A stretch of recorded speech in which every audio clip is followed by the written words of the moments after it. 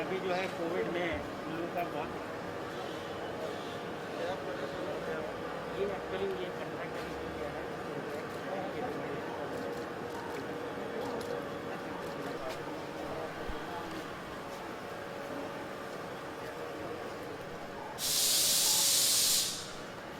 अभी इलेक्ट्रिकल वाला कंपोनेंट भी चल रहा है, थोड़ा संभल के चलिए। एक ये है और एक ऐसे ये है। तो 32 बेड अभी कॉन्फ़िगरेशन नहीं मिल रहा मुझे यहाँ मालूम है। 32 बेड आईसीयू का बना रहे हैं और 14 बेड जो है वो जनरल कोड जो है इसका स्पोर्ट्स इंजरी से कनेक्ट कर देते हैं। तो ऑक्सीजन के लिए हम इंडिडेबल थोड़ा देर आ रहे हैं लेकिन दुरुस्त है।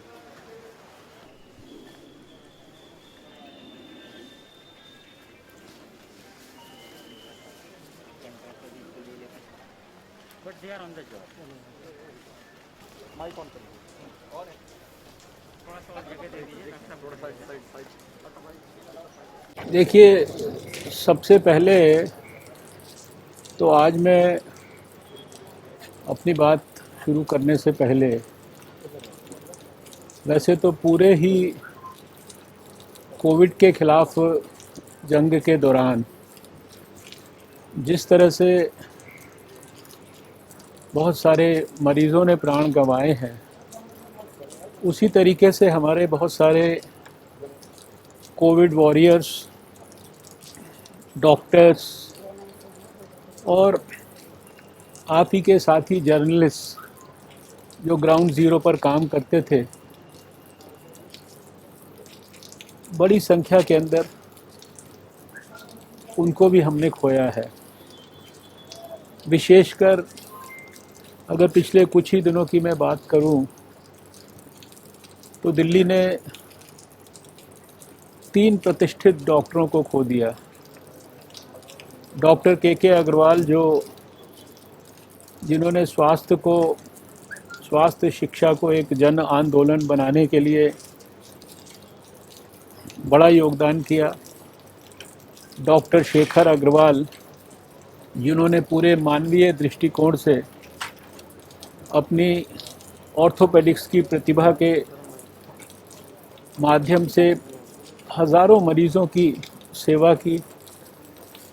डॉक्टर पंकज भटनागर जिन्होंने होम्योपैथी के माध्यम से हज़ारों कैंसर के रोगियों को ठीक करने में अपना बहुत महत्वपूर्ण योगदान किया। और इसी प्रकार से सैकड़ों डॉक्टर्स और हेल्थ केयर वर्कर्स की प्राण इस दौरान चले गए कोविड के खिलाफ लड़ते लड़ते। जर्नलिस्ट की बात करूं तो खासकर पिछले कुछ दिनों में ही 3 तो बड़े महत्वपूर्ण जर्नलिस्ट मुझे एकदम मन पे आते हैं। अभी वरिष्ठ पत्रकार सुनील जैन जी की मृत्यु हुई, शेष नारायण सिंह जी की मृत्यु हुई, नौजवान रोहित सरदाना को हमने खोया, और बहुत सारे ऐसे और पत्रकार, जर्नलिस्ट की संस्था भी और डॉक्टरों की संस्था भी उनके समय समय पर विवरण देती है, हमें भी जानकारी मिलती है।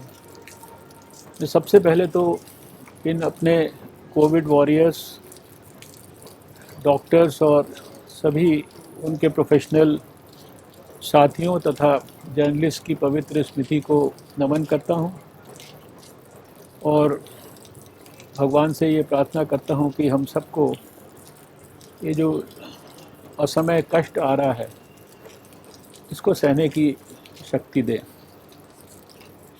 आज यहाँ सफदरजंग अस्पताल में मैं 2 कारणों से आया था। एक, आपने अभी देखा कि यहाँ पर एक DRDO की सहायता से नया PSA प्लांट ये रिकॉर्ड समय में स्थापित किया गया है। अभी पिछले ही दिनों मैंने अपने दफ्तर में मीटिंग की थी, और जिस मीटिंग में तय किया कि DRDO जो सारे देश में नए प्लांट्स लगा रहा है, जिनकी संख्या 1051 है और जिनके लिए सारे देश में साइट्स फाइनलाइज हो रहे हैं, DRDO, CSIR, हाइट्स, ये सब के माध्यम से ये प्लांट्स विभिन्न स्थापित होने वाली स्टेजेस के अंदर हैं।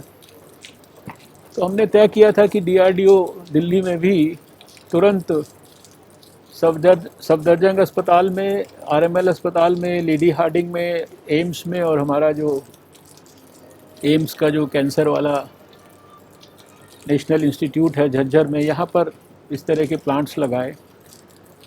तो आज ये तीसरा प्लांट एम्स में लग गया, RML में लग गया, और आज सफदरजंग में भी प्रारंभ हो गया।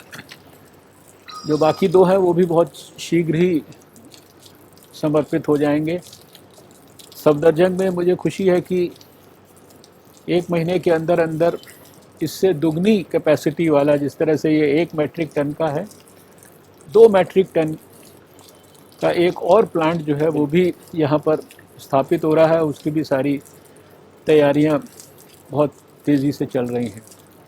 दूसरा, आज यहाँ मैं देखना चाहता था, जो हमने यहाँ निर्णय लिया, क्योंकि जगह वगैरह आपने देखा कि बहुत कम है प्रांगण में, तो करीब एक मेकशिफ्ट हॉस्पिटल CSIR की हमारी प्रतिष्ठित लेबॉर्ट्री की सहायता से, जिसमें कि 46 बेड्स, और उन 46 बेड्स में से 32 बेड्स ICU के और 14 बेड्स ऑक्सीजन सपोर्टेड, ये मेकशिफ्ट हॉस्पिटल, इसको डेवलप होने में थोड़ी देरी हुई है, क्योंकि कोविड के कारण बहुत सारी लेबर वो अस्वस्थ हुई, और लेकिन बहुत जल्दी ये मेकशिफ्ट हॉस्पिटल भी हमारा प्रारंभ हो जाएगा।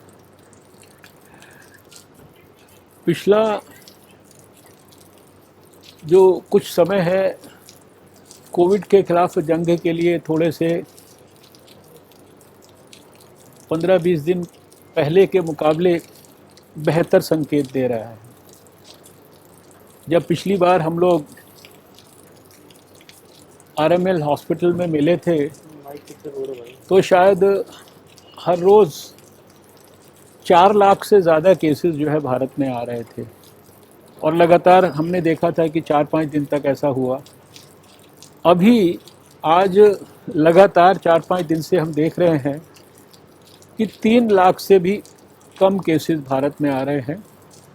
आज भी पिछले 24 घंटे में 2,69,000 के करीब, 2,67,000 के करीब जो है नए केसेस आए हैं, और इससे ज़्यादा संतोष की बात यह है कि इन केसेस के मुकाबले जो रिकवरीज हो रही हैं उसमें 1 लाख से भी ज़्यादा का फ़र्क है। आज 3,89,000 जो है हमारी रिकवरीज पिछले 24 घंटे में हुई हैं। उसके कारण जो एक्टिव केसेस जो पिछले समय में 37 और 38 लाख के बीच में थे वो अभी 33 लाख के करीब पहुंच गए हैं। इसी के साथ साथ क्योंकि बीमारी का विस्तार भी रूरल एरियाज़ में और दूसरे स्थानों पर भी हो रहा था, तो हमने अपनी जो टेस्टिंग कैपेबिलिटी है उसको भी और ज़्यादा स्ट्रेंथन किया है। आपको जानकर संतोष होगा कि कल भारत ने दुनिया में सबसे ज़्यादा एक दिन में 20 लाख से ज़्यादा टेस्ट किए और बहुत जल्दी ये संख्या हम जो है इसको 25 लाख टेस्ट रोज़ तक भी लेकर जाने वाले हैं। आने वाले समय में मुझे पूरा विश्वास है कि जिस प्रकार से सारे हमारे प्रोफेशन के लोग लगे हैं, सारा समाज लगा है, पूरी सरकार लगी है, प्रधानमंत्री जी का नेतृत्व हमें मिल रहा है, सरकार के सभी विभाग इस काम में लगे हैं, निश्चित रूप से कोविड की ये जो सेकंड वेव है इसको हम लोग कंट्रोल करने में सफल होंगे। मैं इस अवसर पर कुछ महत्वपूर्ण बातें जो शायद प्रासंगिक है उनको ज़रूर कहना चाहता हूँ। डॉक्टरों से हमारा विशेष रूप से ये निवेदन है कि जो भी ICMR की गाइडलाइंस हैं ट्रीटमेंट के संदर्भ में, और उनको समय समय पर जैसे जैसे नया डाटा डेवलप होता है बीमारी के इलाज के संदर्भ में और उन गाइडलाइंस को देश के साथ शेयर किया जाता है, उन गाइडलाइंस के अनुरूप हम ट्रीटमेंट मोडालिटीज़ को अपनी अपनी समय पर मॉडिफाई करें। स्टेरॉइड्स के बारे में समाज में शायद एक गलत धारणा बन गई है कि स्टेरॉइड खाने से और तुरंत खाने से और जल्दी ही बीमारी में शुरुआत करने से उसकी हम जल्दी ठीक हो सकते हैं, बेहतर ठीक हो सकते हैं। ये एकदम गलत धारणा है। और स्टेरॉइड्स का इस्तेमाल किस समय करना, कब नहीं करना, इसको बिना किसी डॉक्टर की सलाह के हम कतई ना करें। आजकल ब्लैक फंगस, म्यूकोरमाइकोसिस, इसके बारे में भी बहुत चर्चा है।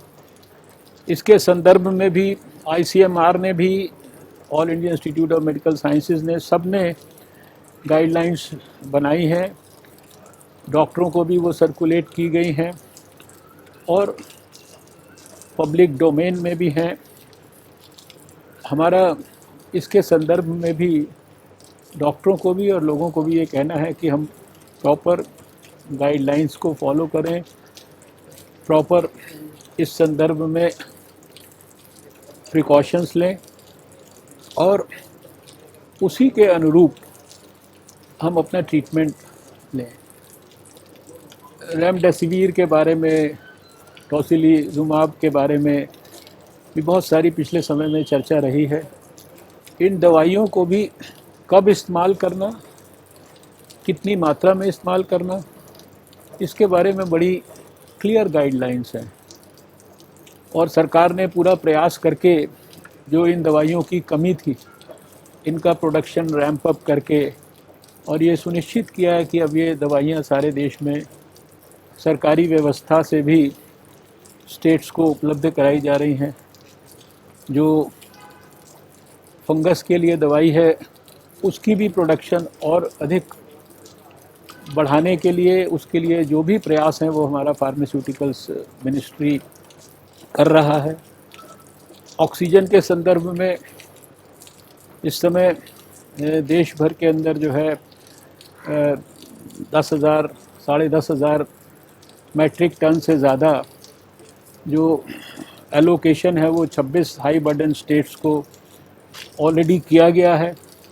जैसा मैंने कहा कि ये 162 प्लांट जो पिछले वर्ष हम लोगों ने, स्वास्थ्य मंत्रालय ने सैंक्शन किए थे, उसमें से 104 प्लांट्स जो है वो साइट पर डिलीवर हो चुके हैं। लगभग 86 प्लांट्स उसमें से काम करना शुरू कर चुके हैं। इसके अलावा 1051 प्लांट्स के ऊपर डेवलपमेंट का काम ऑलरेडी देश भर के विभिन्न हिस्सों में प्रारंभ हो चुका है। पिछले साल भी 1 लाख से ज़्यादा सिलेंडर्स हम लोगों ने सारे स्टेट्स को उपलब्ध कराए थे ऑक्सीजन के। अभी भी 1,27,000 और सिलेंडर्स हम लोगों ने उपलब्ध कराने के लिए सारी प्रक्रियाओं को ऑन किया है और उसमें से भी करीब 30,000 के करीब सिलेंडर्स जो है वो अभी 31 मई तक स्टेट्स के पास पहुंच जाएंगे। कहने का अभिप्राय ये है कि जो कुछ कोविड की इस सेकेंड सर्ज को काबू करने के लिए सरकार के द्वारा सभी महत्वपूर्ण फ्रंट्स पर किया जाना है वो सब कुछ किया जा रहा है। सभी डॉक्टर्स देश भर में इस काम में पूरी तरीके से जुटे हैं। मैं समाज के लोगों से फिर वही अपील करना चाहता हूं कि इलाज अपनी जगह पर है। बीमार होने पर आइसोलेशन करना, अर्ली ट्रीटमेंट करना, सिम्टम आने पर टेस्टिंग करना और टेस्टिंग के बाद ट्रेसिंग, ट्रैकिंग, ये सारी चीज़ें जितनी हैं ये तो अपने आप में इम्पॉर्टेंट हैं ही, लेकिन इन सबसे पहले सबसे इम्पॉर्टेंट है कोविड एप्रोप्रिएट बिहेवियर।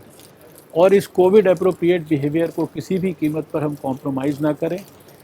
ठीक प्रकार से हर परिस्थिति में मास्क को नाक के ऊपर, मुंह के ऊपर अच्छी तरीके से लगा के रखना, हाथों को साबुन से धोते रहना और अपने